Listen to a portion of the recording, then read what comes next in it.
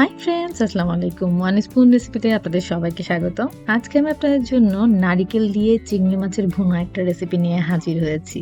দেখতে যেমন সুন্দর, খেতে অত্যন্ত সুস্বাদু এই রেসিপিটি বাংলাদেশের এমন কোনো পরিবার নেই যারা খেতে পছন্দ করেন না। আশা রাখি আমার আজকের রেসিপি আপনাদের ভালো লাগবে। তাহলে দেরি না করে শুরু করা যাক।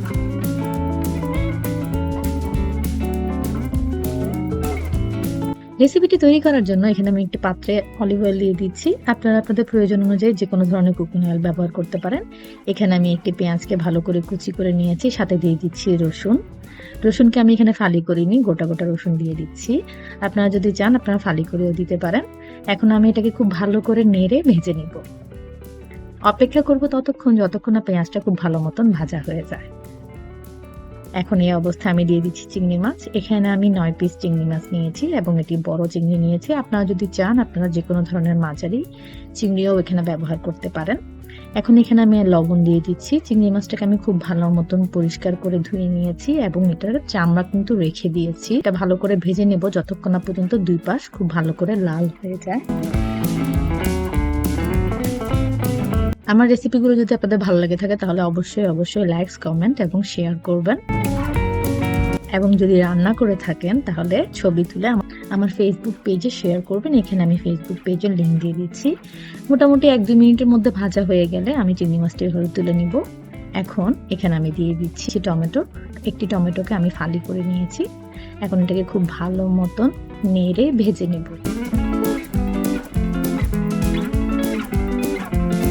আমার রেসিপিগুলো যদি আপনাদের ভালো লেগে থাকে তাহলে অবশ্যই লাইক, কমেন্ট, শেয়ার করবেন এবং ছবি তুলে আমার ফেসবুক পেজে শেয়ার করবেন। এখানে আমি আমার ফেসবুক পেজের লিংক দিয়ে দিচ্ছি। পেঁয়াজটাকে এখন খুব ভালো মতন ভেজে নেব আমি, যাতে পানিগুলো শুকিয়ে যায়। ঠিক এই অবস্থায় এখানে আমি মশলাগুলো দিয়ে দিচ্ছি। এখানে আমি দিয়ে দিচ্ছি হলুদের গুঁড়ো আধা চামচের মতন, 1 চামচের মতন মরিচের গুঁড়ো, ধনিয়া গুঁড়ো দিলাম 2 চা চামচ এবং জিরা গুঁড়ো দিয়ে দিলাম 1 চা চামচ। এখন এটাকে ভালো মতন নেড়ে একটু পানি দিয়ে দিব এবং অপেক্ষা করব যেন তেলটা উপরের দিকে উঠে আসে।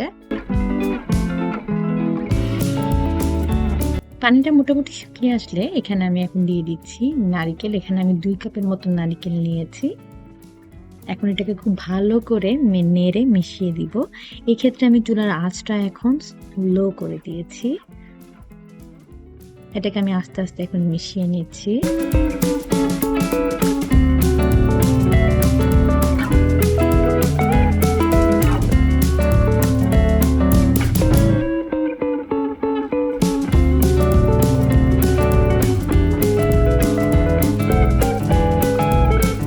এখন আমি এখানে অল্প অল্প করে পানি দিয়ে এটাকে খুব ভালো মতন মিশিয়ে নিব মশলাগুলোর সাথে এবং অপেক্ষা করব যতক্ষণ না তেলটা উপরে উঠে আসে।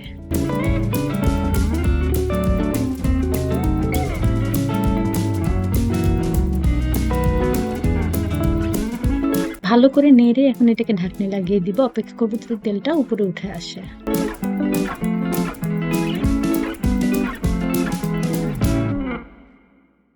এটাকে এখন ভালো মতন নেড়ে একটু পানি দিয়ে দিচ্ছি। পানিটা একটু বেশি শুকিয়ে গেছে।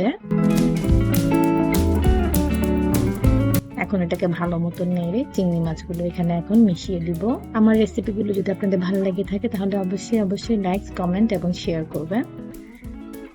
চিংড়ি মাছগুলো এখানে নেড়ে আমি মিশিয়ে দিচ্ছি। সাথে দিয়ে দিব একটু পানি যাতে সেদ্ধ হয়।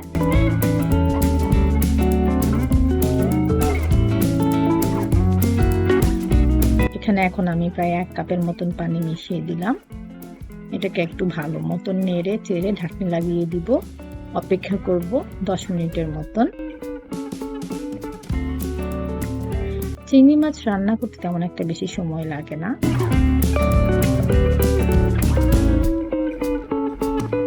যেহেতু এটাকে আমি ভুনা করবো সেহেতু আমি পানিটা ভালো মতন শুকিয়ে নিয়েছি। এখন আমি এখানে দিয়ে দিচ্ছি ধনিয়া পাতা। আমার রান্নাটা হয়ে গেছে। দেখুন এখন দেখতে কত সুন্দর লাগছে। এটাকে আমি ঠিক এই অবস্থায় 5 মিনিট রেখে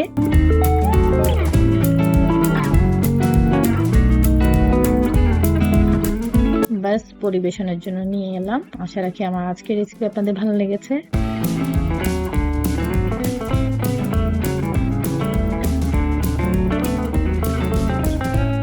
যদি ভালো লেগে থাকে তাহলে অবশ্যই লাইক, কমেন্ট এবং শেয়ার করবেন। সবাই ভালো থাকবেন। আজকে এই পর্যন্তই। আল্লাহ হাফেজ।